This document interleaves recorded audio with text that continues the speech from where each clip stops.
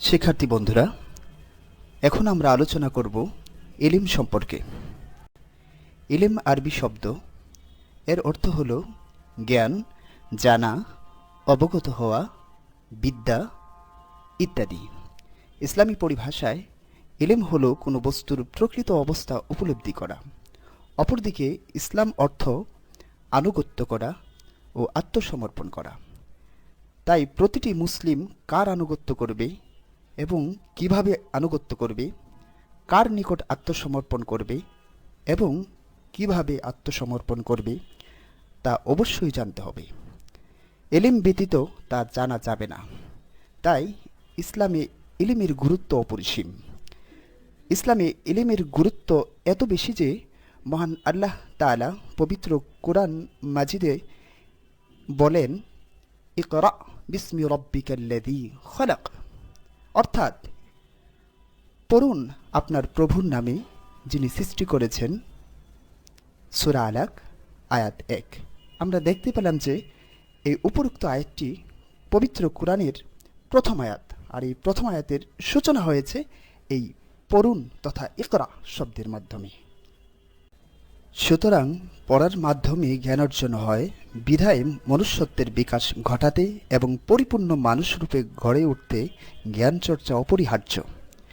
জ্ঞানবান ব্যক্তি ও অজ্ঞ ব্যক্তি কখনো সমান হতে পারে না। জ্ঞান জ্ঞানীর মর্যাদা সমৃদ্ধ ও সমুন্নত করে।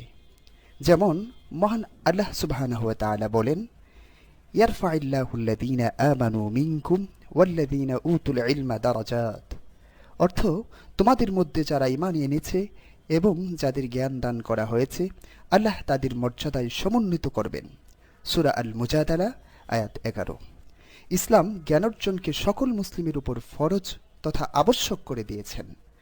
মহানবী হযরত মুহাম্মদ সাল্লাল্লাহু আলাইহি ওয়াসাল্লাম বলেন, তলাবুল ইলমি ফারিদাতুন আলা কুল্লি মুসলিমিন, অর্থাৎ ইলম অন্বেষণ করা প্রত্যেক মুসলমানের উপর ফরজ। ইবনে মাজাহ। হযরত মুহাম্মদ সাল্লাল্লাহু আলাইহি ওয়াসাল্লাম অন্যত্র জ্ঞানার্জনকে উত্তম ইবাদত বলে অভিহিত করেছেন। ইলমের অনেক শাখা প্রশাখা রয়েছে। এর মধ্যে যে ধরনের ইলম অর্জন করলে সত্য মিথ্যার পার্থক্য করা যায়, বৈধ অবৈধ বোঝা যায় এবং আল্লাহর নৈকট্য ও সন্তুষ্টি লাভ করা যায়, তাই হলো উত্তম ইলম। ইলমের প্রকারভেদ। শিক্ষার্থী বন্ধুরা, তোমরা জানো যে ইলমের বেশ কিছু প্রকার রয়েছে। প্রথমত, আমরা এই ইলমকে দুভাগে ভাগ করতে পারি, যথা দ্বীনি ইলম তথা ধর্মীয় জ্ঞান ও দুনিয়াবি ইলম অর্থাৎ পার্থিব জ্ঞান। দ্বীনি ইলম বলতে সাধারণত ইসলাম ধর্ম সম্পর্কিত জ্ঞানকেই বোঝায়, যেমন কোরআন, হাদিস, ফিকহ, তাফসির ইত্যাদি বিষয়ের জ্ঞান। আর দুনিয়াবি ইলম বলতে শুধু পার্থিব উন্নতির সাথে সম্পৃক্ত জ্ঞানকেই বোঝায়, যেমন গণিত, বিজ্ঞান, ভূগোল, সাহিত্য, পদার্থ, রসায়ন ইত্যাদির জ্ঞান। অন্যভাবে ইলমকে আবার দুভাগে ভাগ করা যায়, যথা গ্রহণীয় জ্ঞান, বর্জনীয় জ্ঞান। গ্রহণীয় জ্ঞান হল যে জ্ঞান ইহকাল ও পরকালে মানুষের কল্যাণে আসে, যেমন নৈতিক জ্ঞান, চিকিৎসা বিজ্ঞান, প্রকৌশল, পদার্থ, রসায়ন সহ সকল কল্যাণকর জ্ঞান। আর বর্জনীয় জ্ঞান হল যে জ্ঞান মানুষের কোনো কল্যাণে আসে না, বরং যার দ্বারা ইহকাল ও পরকালে অকল্যাণ সাধিত হয়, যেমন অনৈতিক জ্ঞান, চুরি, ডাকাতি, অন্যায় জুলুম, জঙ্গিবাদ ও সন্ত্রাস ইত্যাদি সম্পর্কে জ্ঞান লাভ করা।